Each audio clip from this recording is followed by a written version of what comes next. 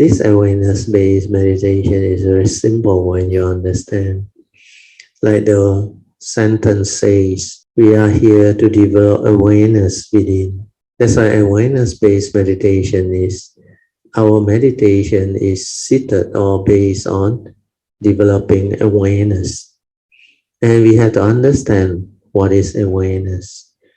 The Buddha called it sati, but it's usually translated as mindfulness.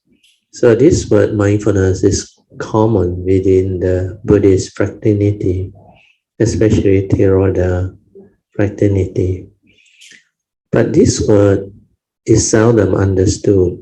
So most people didn't inquire why the English translation is such, mindfulness.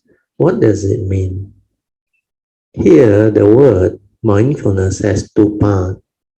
First is mind, then fullness, which means mind in fullness.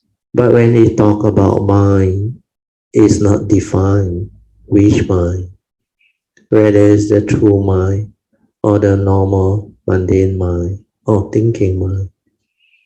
So when they coin this word, they don't understand, because they only know of the thinking mind. So they say when the mind is in fullness, but they didn't think of the possibility of full of what.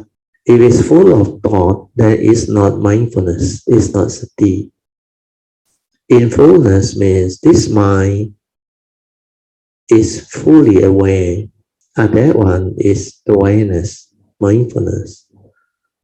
But if you don't understand what sati is, you can't develop it. So a better way is to develop the understanding through another more accurate word, which is called awareness. When we are just aware, it is before the knowing, before the perception, before the arising of thought or the aggregate of mind. Which means the moment you are silent without thought, you are already naturally aware. So this definition and understanding is very important. If you understand this, then you know how to develop awareness-based meditation. What you need to do is, like I share with you, the 4 support. The first 3 support for awareness-based meditation. First is to relax body and mind.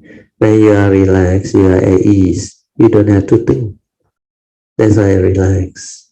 Then the second support is maintain awareness. The mind that is just aware without thought. But most people find it very difficult, because throughout the day, when they live their life, they think a lot.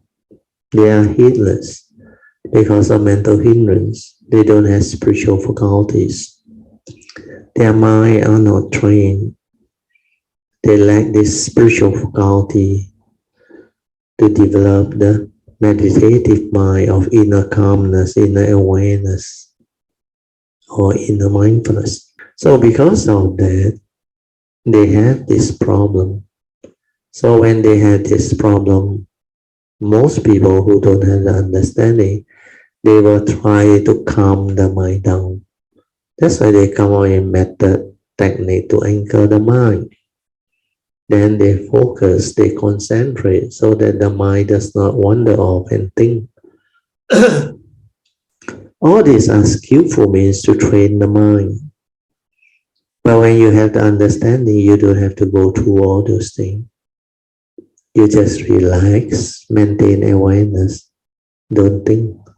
Whatever arises, let it arise. Thought arise, let it arise. Whatever consciousness that arises from the sense basis, aware, finish. No need to follow. No need to create response or thinking. No need to stir your mind. No need to create proliferation of thought. So you can do that, relax and maintain awareness. Then you can develop this awareness-based meditation. Then the mind will slow down. Whatever thought process or thinking, they will slow down.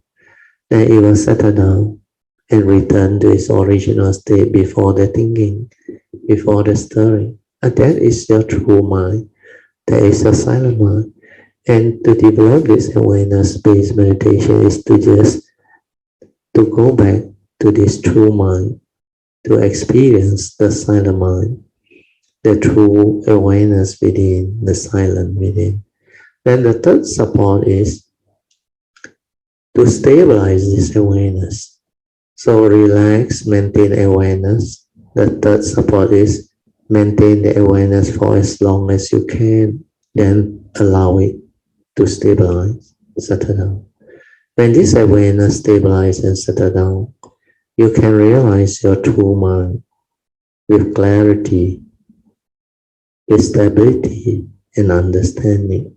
Then you can see a lot of things.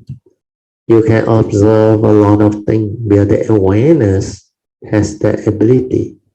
The awareness is capable of observation without the interference from the thought process, the thinking, or the memory, which are your views, opinion, and conditioning, belief system, whatever mind state that you have accumulated or deposited, your experiences, good and bad. This is what memory is all about. And through memory, thought arises. Your thought is respond to all this memory. That's how one becomes heedless. That's how one thinks a lot. But if you relax and maintain awareness, the thought cannot arise. Your mind is most of the time quiet, silent, still. That's why you can experience the true mind, whose characteristic is very simple. The true mind is very quiet, very peaceful, very tranquil, still, because it's just aware. It doesn't think, it doesn't create duality, it doesn't stir. It is just the awareness nature. So stabilize it, then you will develop a lot of understanding. Then you can meditate, that this awareness is capable of direct seeing, awakening, or it can insight into phenomena. It can awaken to the universal characteristics of all phenomena that arise within the conditioned world. Then you will also came to great understanding that that nature, which is beyond the thinking mind, is the one that is responsible for the arising of the thought process.